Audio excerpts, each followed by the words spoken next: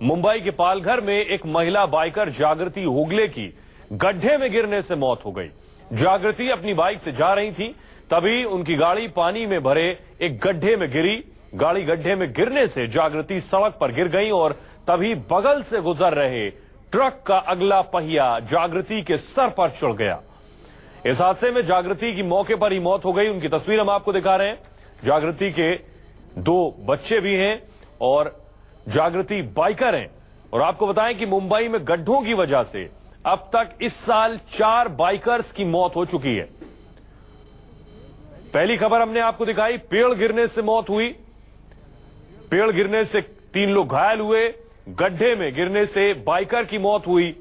ये बताता है कि मुंबई की सिविक बॉडी की स्थिति क्या है, बीएमसी के कार्य करने का तरीका क्या है, ये तस्वीरें बता रही हैं। जागृति की मौत गड्ढे में गिरने से हुई। बताया जा रहा है जागृति दरअसल ट्रक को ओवरटेक कर रही थी, लेकिन आगे गड्ढा था जिसमें बाइक जाने से वो लड़खड़ा गई और ट्रक का पहिया उनके ऊपर चढ़ गया।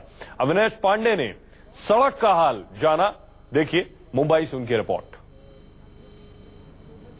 सड़कों पर गड्ढे ही गड्ढे कर दिए हैं और इस वक्त हम आपको अंधेरी इलाके के कुछ सड़कों के हाल दिखाएंगे। और ये वो सड़क है जो वेस्टर्न एक्सप्रेस हाईवे से गुजर करके चकाला मेट्रो की तरफ जाती है।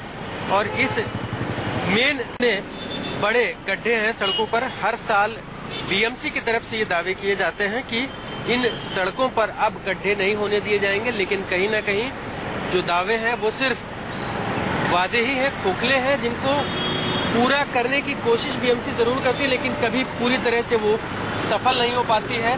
और इस बार कई सारे लोगों ने इस चीज का विरोध अलग अलग तरीके से जताया है। चाहे हम आरजी की बात करें या फिर आम नागरिकों की बात करें, हर कोई अब इन गड्ढों से परेशान होकर के अपने अपनी तरह से विरोध जता रहा है। जाहिर सी बात है, लोग चाहते हैं कि इन खतरनाक मौत के गड्ढों से उन्हें निजात मिले, लेकिन ऐसा होता हुआ नजर नहीं आ रहा। और कल ही एक महिला की हाईवे पर हुए एक गड्ढे की वजह से बाइक से गिर करके मौत हो गई है। तो कहीं ना कहीं जिम्मेदार हैं अथॉरिटीज, जिनके जिम्मे है ऐसी सड़कों की सुरक्षा, मेंटेनेंस, और वो इन कामों को करने में सफल नहीं हो रही। कैमरा पर्सन संजय के साथ अविनाश पांडे, न्यूज़ 24 अंधेरी।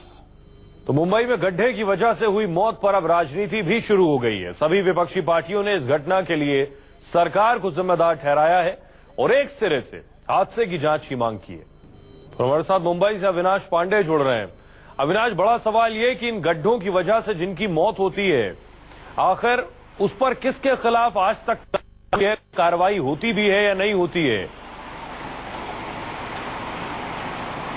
देखिए, अभी कल ही का एक हादसा है जहां पालघर में एक बाइकर जो थी उनकी मौत हुई है गड्ढों की वजह से।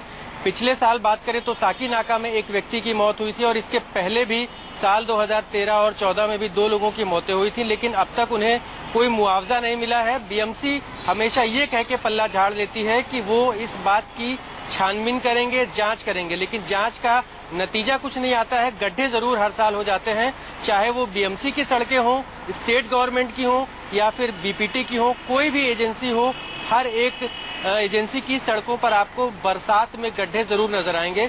लोग लीपापोती करते हैं, लेकिन जो मरते हैं या जो जख्मी होते हैं उनको मुआवजा नहीं मिलता। जी बहुत बहुत शुक्रिया अविनाश। सवाल यही है कि आखिर इन मौतों का जिम्मेदार कौन है? क्यों नहीं गैर इरादतन हत्या की एफआईआर इनके खिलाफ होनी चाहिए? कुछ दिनों पहले आपको याद होगा, मलिश्का ने मुंबई की सड़कों पर गड्ढों को लेकर एक वीडियो बनाया था जो वायरल भी हुआ था बहुत। इससे बीएमसी की बदनामी भी हुई थी। आपको भी सुनवाते हैं वो गाना जिसके जरिए बीएमसी पर सवाल खड़े किए गए थे।